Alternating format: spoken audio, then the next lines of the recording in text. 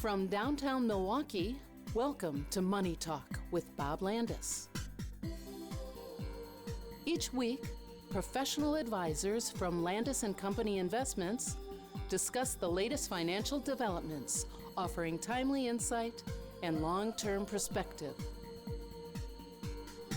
You're listening to Money Talk for Friday, July 17th, 2026. At the big table today, I've got Kendall Bauer, Mike Hoelzl, and looking back at the week, here's Kyle Tetting. Well, thanks, Jason. A tough week overall for the markets. Nasdaq down 2.9% this week, closing 25,520. That's down 761 points. The S&P down 1.6, and the Dow Jones Industrial Average down 0.9%. On the year, though, Nasdaq still up 10.2, the S&P up 9.6, and the Dow up 9.4, all including dividends. Hard not to start, Kendall, with a look at the Nasdaq. Semiconductors in the middle of now a bear market, $3.3 trillion in lost market value in the semiconductor area alone. It's hard not to look at the market and go, well, we should be in the part of the kind of cyclical piece of the market in which things are a little more stable. We're now getting some earnings information out, and yet here we are looking at a stock market that is substantially lower because of those semiconductors. And perhaps it's a reminder that things can look really good for periods of time, that we as investors can want to really participate in some of those really high-flying areas, sometimes because of how well they're doing and sometimes because of how well we think they're going to do. And then either we can be wrong or maybe we've been chasing some things we shouldn't have been chasing. And there was a good article in the Wall Street Journal from a writer I know you follow pretty closely talking about exactly that, maybe some ideas about how we maybe don't want to go chasing those returns. Yeah, I think it's common for investors to naturally want to buy what's been performing the best recently. And history shows us throughout time that yesterday's winners last month, last year, last few years doesn't always mean they're going to be leading the pack tomorrow. Semis have been red hot. You think of all the big chip makers, everything with artificial intelligence that's been driving all of these market gains and upside. And it's just a reminder that even some of the strongest performing sectors can go through sharp corrections. Some of it could be a mix of profit taking. Some of it could be valuation concerns on these companies trying to justify the massive amount of CapEx spending over the past few years. But yeah, I think it always comes back for us and for our clients that this is why we take the balanced approach we do and why we like the idea of diversification. Making sure that you're participating in all different segments of the market. Make sure you're not over-concentrating into something that's been red hot for a year and is now down 20% in the last month. Yeah, I'm looking at these wild swings in the Nasdaq and remembering that earlier in the year we were talking about how well the S&P, the Dow were doing relative to the Nasdaq, which had been the first time in a while that we really could point to broader market measures as leading the way. It wasn't just the Mag 7, it wasn't just tech stocks. It was truly, I think, a market that showed a lot more breadth. And all of a sudden, well, we're starting to see that pullback again in the Nasdaq. The rest of the market, however, doing a lot better on a rolling 1 month basis. You've got tech stocks, they're doing okay, right? But down 4.5%. Not quite as bad as semiconductors have been on that rolling 1 month basis, but okay relative. And on the other hand, you've got banks and healthcare that are up 5% in that rolling 1 month period. And so I think a clear sign that we are seeing some transition again away from some of those tech-heavy names. And Mike, it's coming at a time in which earnings really now are in focus. We know that there's only a couple of things that drive stock prices, and perhaps those things are what we're looking at right now. So I will say this for roughly the 1 billionth time on this podcast, but it makes sense every time you say it. It is about earnings and interest rates. And kind of touching on what you guys talked about with the AI stocks and semiconductors, the earnings that came out for them, it's not that these companies didn't have any revenue. Like we talked about a lot of times before with, the 2000s.com bubble where there were zero revenue companies. But I think it seems now some people are looking at like maybe they kind of put the cart before the horse. And I actually can't believe I just used that metaphor there, but that's okay.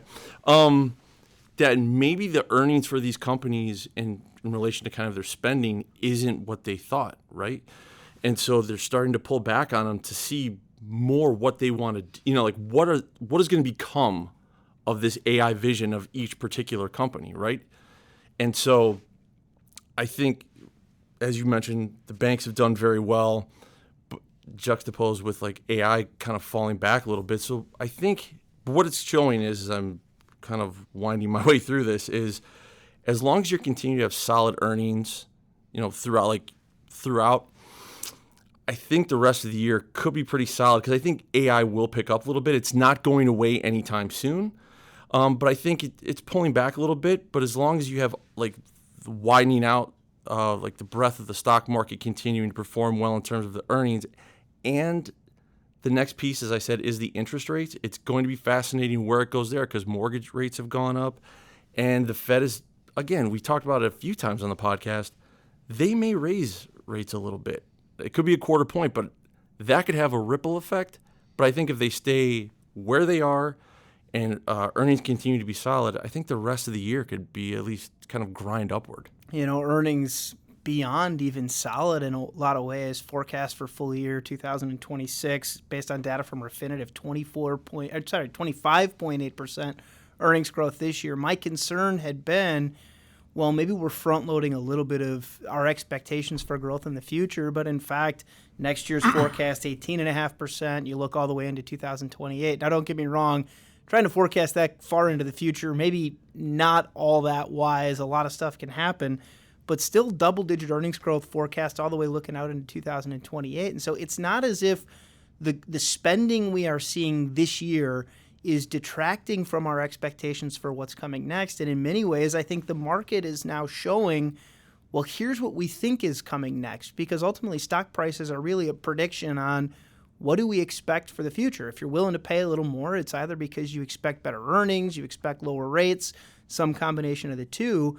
And what we have seen is that the story that drove growth stocks for the better part of the last 15 years has started to support more traditional value names, in part because I think as the money is spent from the Microsofts, the Googles, the Amazons of the world, more traditional tech or tech-related businesses, it's being spent with a lot of the industrials, the utilities, the material stocks. And sure enough, some of the earnings forecasts we see looking into next year are supportive of those businesses now starting to take a step forward. And so I think if we look at, well, what's the next leg of this spending? Yeah, I drive past the Microsoft data center every day on my way in. I see that money being spent. I also know there's 10 more of them in the works, and we need more tractors, we need more copper, we need all of these things to continue to build that out.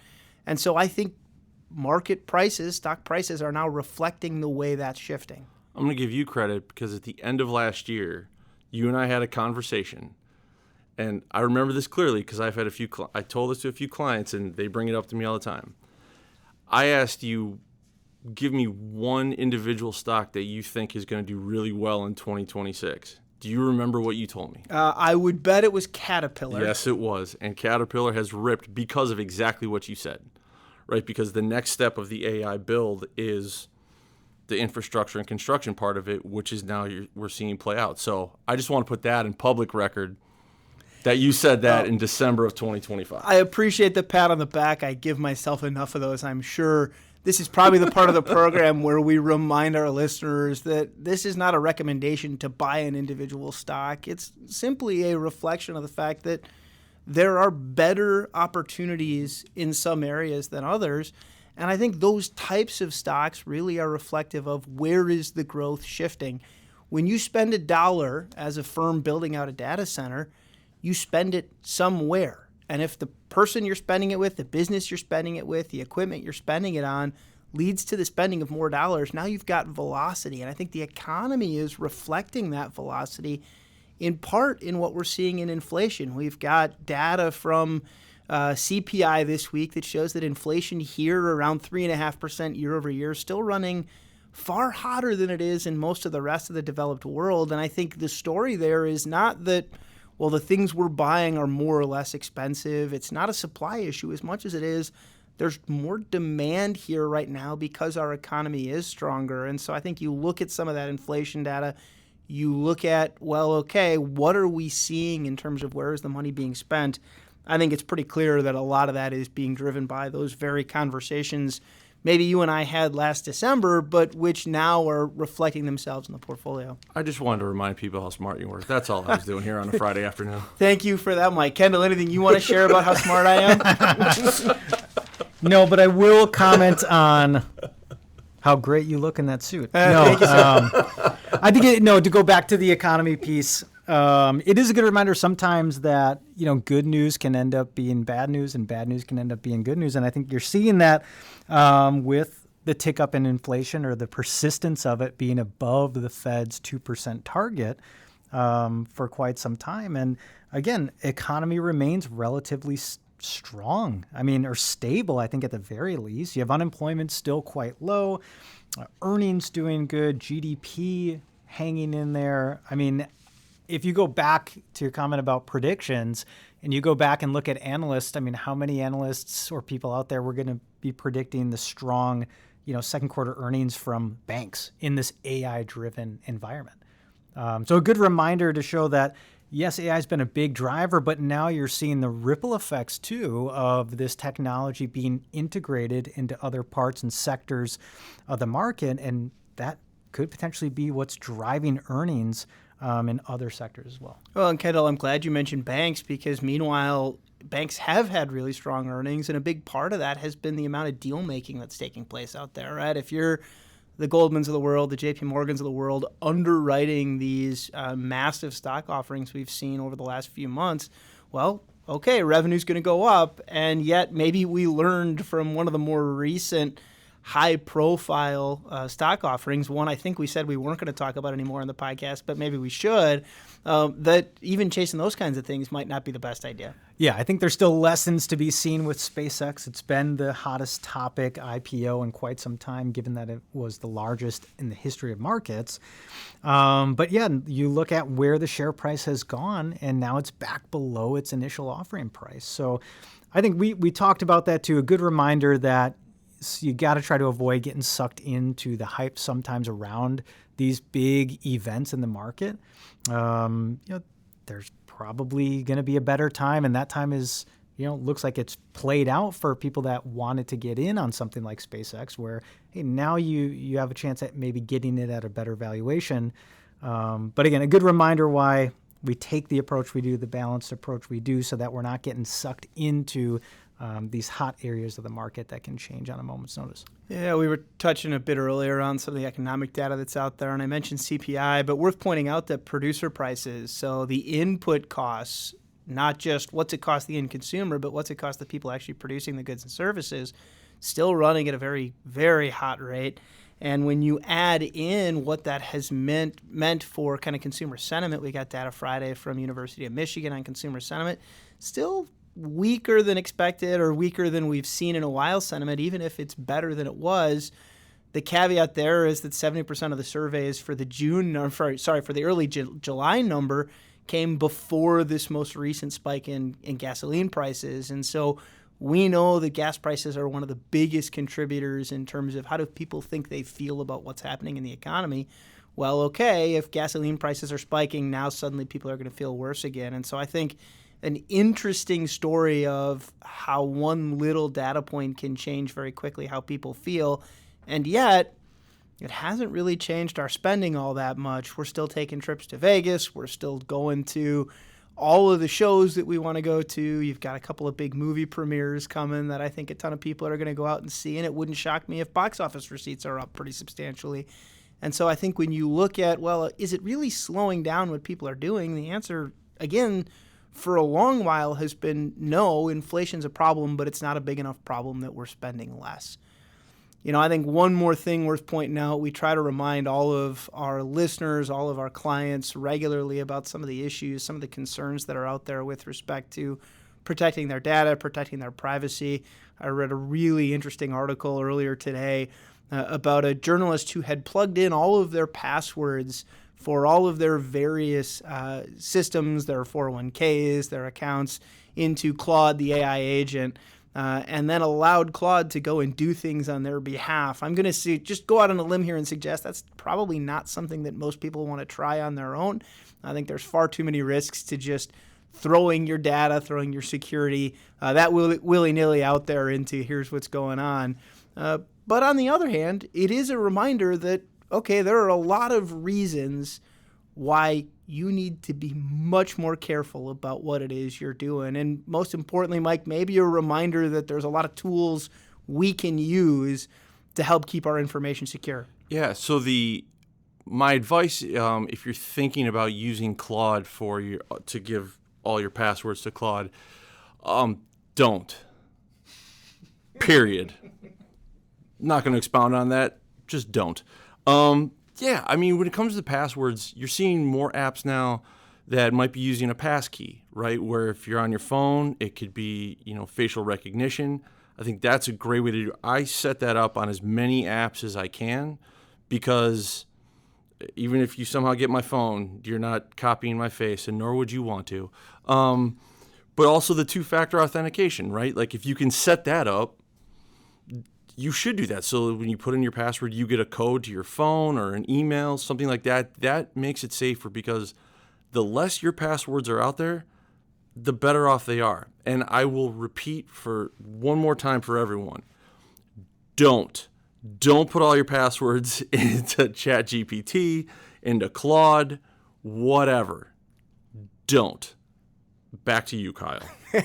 And I think if the IRS is calling you asking for your passwords, that's probably a red flag as well, right? Don't. I think the thing we have learned repeatedly is that as silly as these things sound, as silly as it is to think, well, okay, the IRS is calling me, or this AI agent just needs my password for this one thing because it wants to help, the hard reality is that there are a lot of bad actors out there, and our job, I think, in helping our clients navigate those things is to serve as a sounding board. And so if you are receiving a phone call, if you're being prompted for a password for something that maybe doesn't seem quite right, give us a call. Hey, does this seem right to you? Is this something that seems legitimate? Call your kids, your grandkids, your neighbor, somebody that you trust, just to serve as a sounding board. Because again, I think it's far too easy to just rush to go, well, I just got to do this one thing quick and this problem will be solved.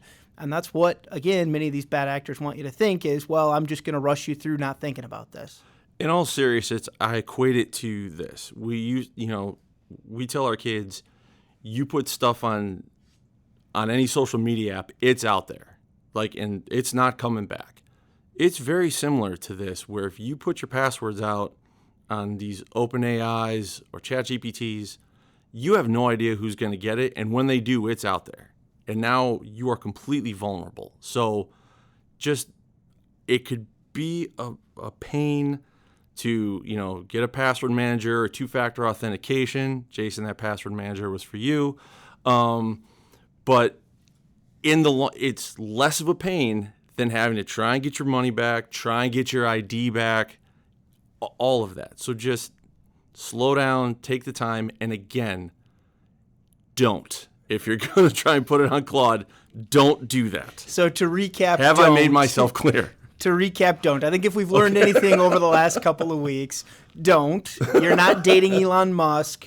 And perhaps most importantly, the IRS is not going to call you demanding payment. Correct. I think, again, these are the kinds of reminders that are so important to get out there. Educating about this kind of stuff really is at the core of what I think we're supposed to be doing. It is not just seniors that are vulnerable to this stuff. We're all vulnerable to it. And so those reminders are a helpful way to go, okay, well, I'm just going to take a beat and think about this, maybe run it by someone I trust to see, hey, can I serve as the reality check on this?